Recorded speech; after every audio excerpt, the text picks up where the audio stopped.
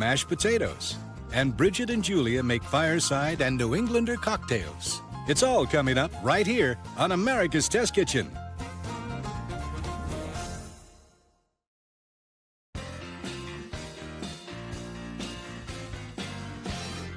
The recipe for green bean casserole was first developed back in 1955 by the Campbell Soup Company as a way to promote their cream of mushroom soup.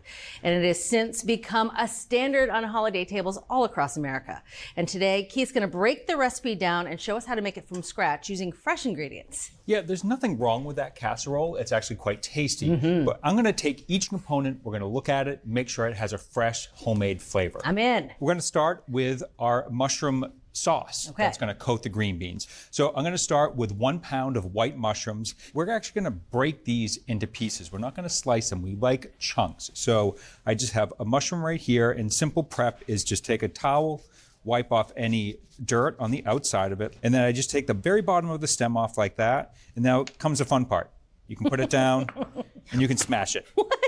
Yeah. I've actually never seen anyone do that. I know. That's the only time that I've done this is for this dish, is that you can just whack it once and then break it into about half-inch pieces.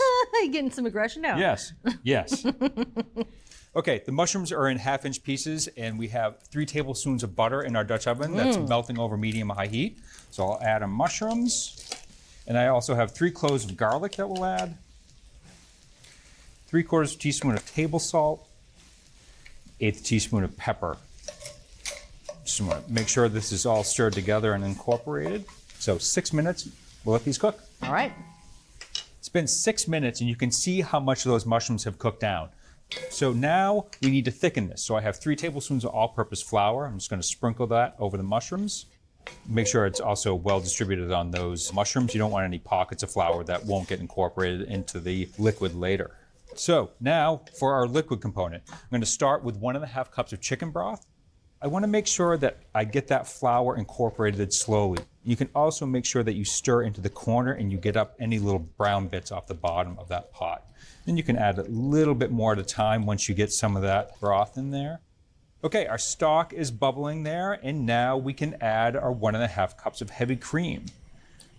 So I'm just going to stir this in to incorporate it. Again, getting into the corners, make sure we have any flour incorporated.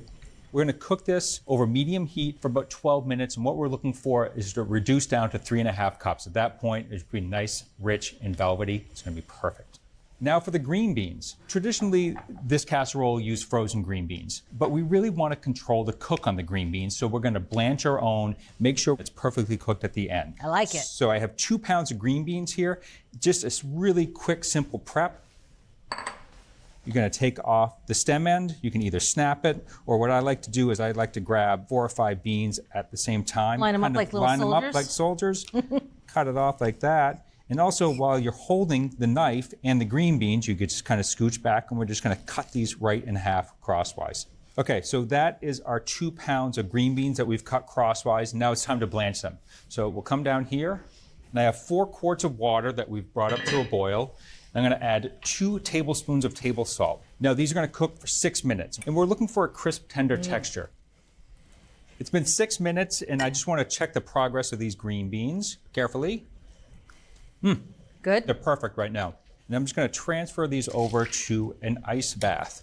We want to arrest the cooking right now. We don't want these to hang out and continue to cook and become kind of olive drab and mushy.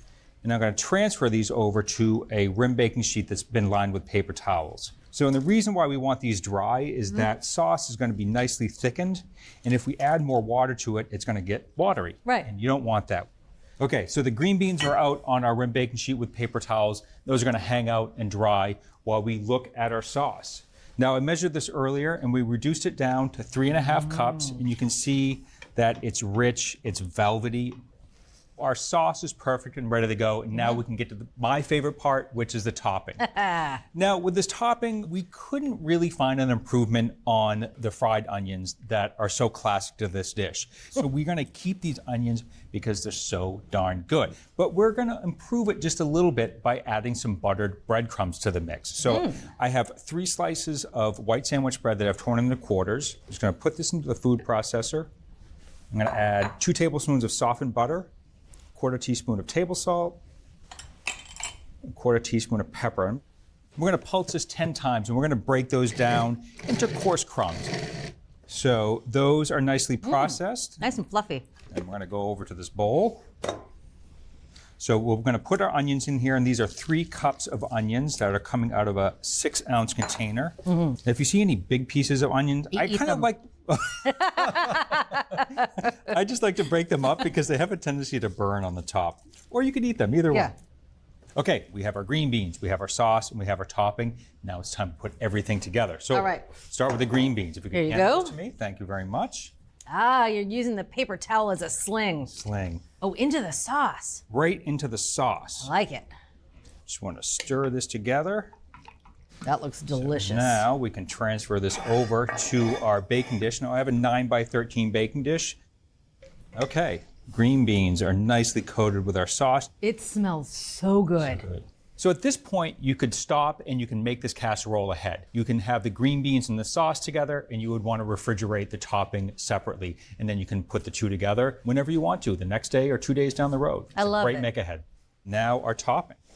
Don't want to press this down. You want to keep it kind of nice and loose. So we're going to put this in a 425-degree oven, middle rack, for 15 minutes. The topping will get brown. It will bubble around the edges. It will be delicious. Doesn't that look great? Look at the browning on that. Smells wonderful. Yeah, and you can see the little bubbling around the edges and the corners. Yeah, we're going to let this hang out for 5 minutes before we try it. It's a little too hot right now. Okay. 5 minutes is up. It's time to eat our green bean casserole. I've been waiting. I'm eager to see what's under those crumbs. Oh. It's not swimming in it, but there's plenty of sauce.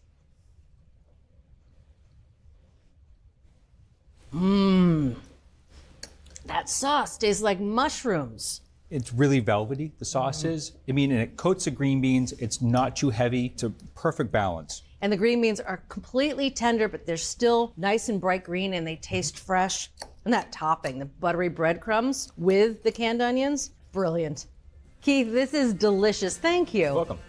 So if you want to make a green bean casserole from scratch, make a sauce using fresh mushrooms and heavy cream, boil the green beans in salty water, then arrest their cooking with ice water, and top the casserole with a combination of buttery fresh breadcrumbs and canned fried onions. From America's Test Kitchen, the ultimate green bean casserole. This is really impressive. I'm ready for seconds.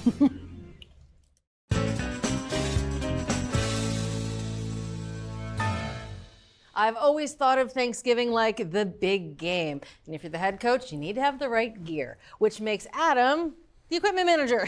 Equipment manager reporting for duty. All right, so I'm making the big meal. The first thing I'm cooking is the turkey. What do I need? Obviously a roasting pan. Ditch the disposable foil roasting pan and go for a good solid roasting pan.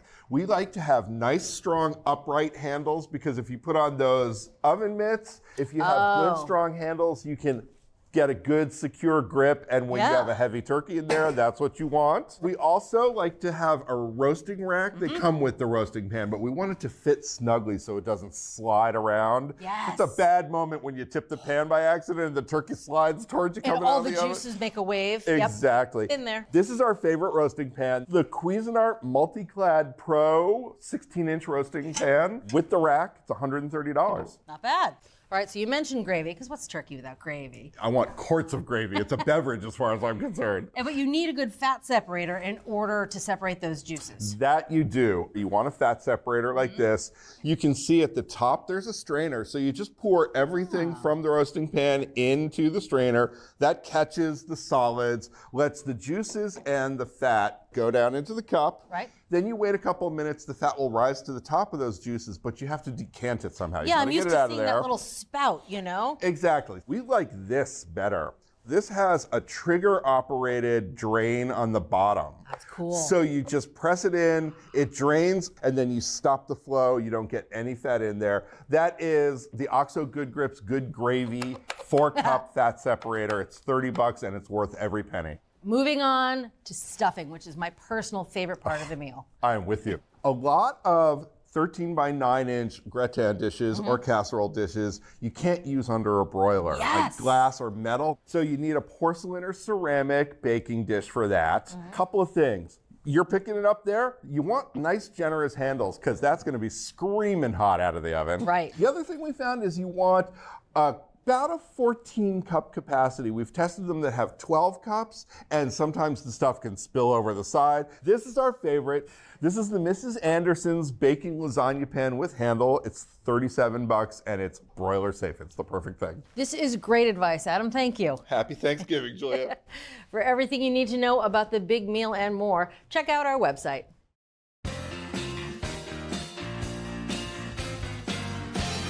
Most items on the Thanksgiving menu come with a little wiggle room, so you can be sure to get everything on the table all at once. That is, except for mashed potatoes. Those spuds have to be boiled and then mashed right at the last second, causing so much stress. Or do they really have to be made at the last minute? Elle's here. She's going to show us a great recipe that gives us some tea-day relief. What say you? Well, anyone who's cooked with me knows that I live for a make-ahead moment. Okay. Except with mashed potatoes, they can get a little tricky, right? Right. Sometimes they lose their oomph. But today, we found a way to make mashed potatoes that can stand the test of time, or at least one day in the fridge. That's all we need. Yeah. And it starts with russet potatoes. Okay. Right? Russets have that traditional mashed potato flavor that we really want. But when you try to reheat them, they're grainy. We're going to do away with all of that, and we're going to bake these potatoes instead of boil them. Nice. But not before we jumpstart the cooking process by putting them in the microwave. All right. So we're going to do some traditional things like poke holes in the potatoes. This is 5 pounds of russet potatoes. They are going to go in the microwave for 16 minutes, but at about 8 minutes, at the halfway mark, I'm going to just kind of go in and turn them over, give them a little rotation. Great. Wow, those smell good already. It smells like baked potatoes. Yeah, so they're ready to go straight into the oven. Take All that. right. I'll close the door and I'll Great. open this door. Wonderful. These potatoes will go into the oven that's set at 450 degrees in Okay. the middle rack position, and you can just lay them on there. All of them go on one rack. Awesome. For 30 minutes. That's it? Yep, that's it. We'll come about 15 minutes and we'll rotate these also. All right, sounds All right. good. All right, Bridget, so we got our potatoes out of the oven. Yep. I'm going to start by just cutting these potatoes in half lengthwise. Oh, yeah. Oh, steamy, steamy spuds. Steamy spuds. They're pretty hot. I'm going to use a towel here and just scrape the insides of the potatoes into a bowl. Here are the potatoes. 5 pounds ready to mash. Okay. But we're going to do this mashing in 2 steps. We're going to first do it by hand using a potato masher. You can use a fork. You can use a spatula. Okay. All right, so this is perfect. We're now going to put half of these potatoes into the stand mixer. And this is just to make sure that there aren't any dry, clumpy bits of potato. Okay. So we're just going to put it on a high for about 30 seconds. So I'm just going to gradually add the rest. All right, Bridget, it's been 1.5 minutes. This is the smooth texture we're looking for. So I'm going to add to this 2 cups of hot, heavy cream. And I'm just going to fold that in. Oh, my goodness. So now we can fold in 8 tablespoons of butter. And it too is melted. You can melt it right in the microwave. All right. And I'm just going to fold that in. And finally, 2 teaspoons of table salt. Okay. All right, these look really good. Now we have one more step to make it a make-ahead. Okay. And that's more heavy cream. What? Yeah. So we're going to add half a cup at a time. This is 1 cup. And that's heated as well? It is heated as well. This is actually what keeps the potatoes from drying out in the fridge overnight. And if you think that you've done it wrong, you did it right. Really? Yes. Okay, so I'm going to transfer this to a bowl to get ready to store, and I'm going to cover it with some plastic. All right, this is ready to go in the fridge, and it can be stored for up to 2 days. 2 days. Yes, girl. It's make ahead, make ahead? Make ahead, make ahead. Let's go. Okay, Bridget, we got some potatoes that have been in the fridge for a day. So to get them ready for the microwave, I'm just gonna poke some holes in it. And then it's gonna go into the microwave for 14 minutes, stirring at 7 minutes just to redistribute. Sounds great. All right, let's go. Let me get the door. Thank you. Okay, Bridget, these mashed potatoes have been in the microwave for 14 minutes. So they look beautiful. They do look beautiful. I'm just gonna season them with a little salt and pepper. Right. Look how creamy they are. All right, let me give it a taste. It's still my favorite dish. You feel like sharing? Yes, I do. I definitely feel like sharing. Oh, yeah. These do not look like Make Ahead. No, they look like we made them 20 minutes ago. A second ago. Super potato flavor. I mean, big potato flavor. Big potato energy right here. It's not grainy at all, but you still get good pockets of potato in Yeah, there. you do. They're buttery. They are buttery. They're creamy. Definitely worthy of Thanksgiving. Make Ahead or not, it's some of the best mashed potatoes I've ever had. Thank you. They're gorgeous. Thank you very much. Thank you. You want to thank her too because you definitely want to make these Make Ahead mashed potatoes at home. And it starts by baking russet potatoes in the microwave and then the oven. Mash the potatoes with a potato masher and then the standing mixer. And finally, front load the mashed potatoes with lots of creamy dairy. A few minutes in the microwave is all you need on Thanksgiving for perfect mashed potatoes. So from America's Test Kitchen, Make Ahead mashed potatoes. Unbelievable. Unbelievable. Like, I'm not even sure they're real. Can I have some more?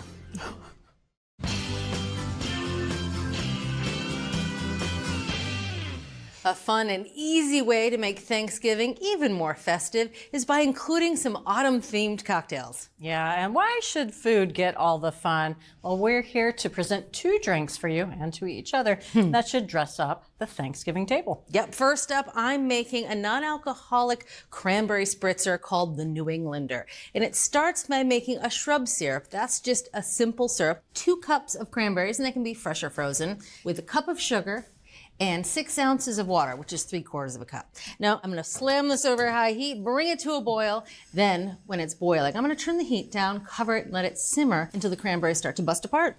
I, too, am making a flavored syrup. My cocktail is called the Fireside. So it's kind of our take on Wisconsin's state alcoholic beverage, which is the old-fashioned. Yeah, brandy old-fashioned. So I'm going to flavor mine with spices. I've got 5 ounces of water here, and I've got 3/4 cup of granulated sugar, and I've got 1 cinnamon stick here, 4 cloves, and I've got 8 whole allspice berries here, just using a mortar and pestle to give them a light crush. Just releasing the aromatics in. Don't have to go too crazy here. We're not looking for ground allspice. I'm gonna wrestle these into my saucepan here. I'm gonna boil here, so I'm just gonna turn this down, put the lid on, and let it go for 5 minutes.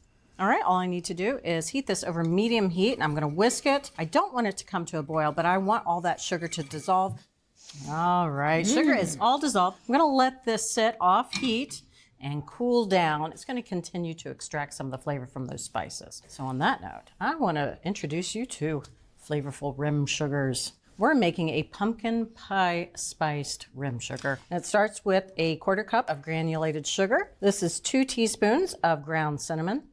We have 1 teaspoon of ground ginger, a 1/2 teaspoon of ground nutmeg, a 1/2 teaspoon of ground allspice. This is a place that, like the spice syrup, you could really use your imagination. You could use cardamom in here, would be gorgeous. That would be good.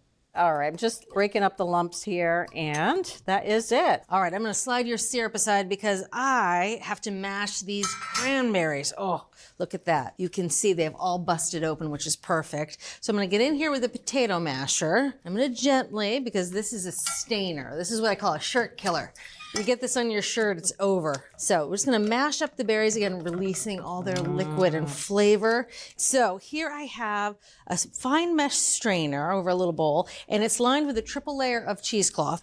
What we're gonna do is strain this cranberry mixture into the strainer. All right, we're gonna let this sit and drain for about 30 minutes, let all that free run juice come right out. This has been sitting for 30 minutes, and you can see gravity has done all the work for us. So I am gonna try to squeeze every last bit out of this bundle. I'm just gonna use tongs. All right, that's good. Set that aside. Now, just to add a little zing to it, this is 1 ounce of white wine vinegar, which is about 2 tablespoons. And that is it. Now this is amazing, as I said at Thanksgiving, and having it on hand in a squeeze bottle makes it even easier just to add at any old time. Absolutely. And that's it. Time to make the cocktail. That's it. All right. Or mocktails, I should say. All right, so I'm just gonna fill these nice tall Collins glasses with about halfway with ice. Now I'm going to measure out the shrub syrup. I'm looking for 2 ounces. I'm just using this very clever liquid measuring cup, which has the measurements on the side. So now I'm going to add 1/4 ounce of lime juice to each of the glasses. Now I'm going to add some seltzer. Nice, just plain seltzer. I want about 6 ounces.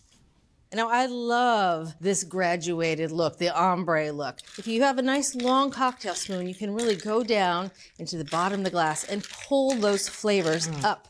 To finish it off, a little curl of lime zest. There you are, my darling. Lovely. Oh, that looks good. Cheers. Oh, that's delightful.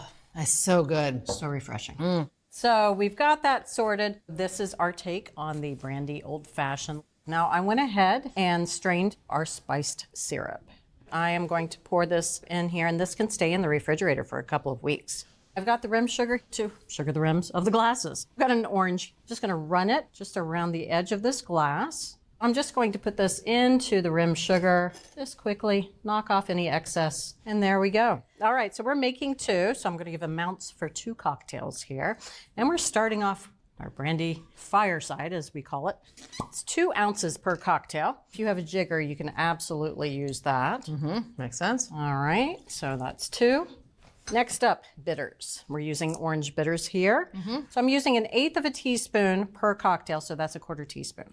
And we need 1 teaspoon per cocktail of our spiced syrup. So I'm going to fill this up about 3/4 way with ice. We want this to get nice and cold. So I'm going to use the bar mixing spoon. Just really want to go around the outside. While I'm doing this, I have some more ice in the freezer, some special ice just for you. Ooh, special ice. I love these giant cubes. They just make everything look so special. The orbs are nice too. Festive. Very festive. So just pop them right out. Get my little tongs here. So now it's time to strain. I like going back and forth. Oh. All right, so this is just beautiful little garnish here. I like to nestle it right on the side there. Isn't that so pretty? Oh, I like it how you cut the apple like that. Yeah, so these were cut right across the equator of the apple. But that, my friend, It's beautiful. cheers, cheers. Wow, that smells good. Oh, this is smooth. Yes. And the spices on the rim, they don't all rub off. I just got a little bit. It'll last the entire cocktail. I mean, just picture this. You're cold, your guests come in, you shove one of these into their hands. It's going to be a good It would Thanksgiving. make me feel welcome. Yeah, definitely. You can get this recipe and all the recipes from this season, along with product reviews and select episodes. They're all on our website. That's americastestkitchen.com/TV. Nicely done. Thank you. And happy Thanksgiving to you.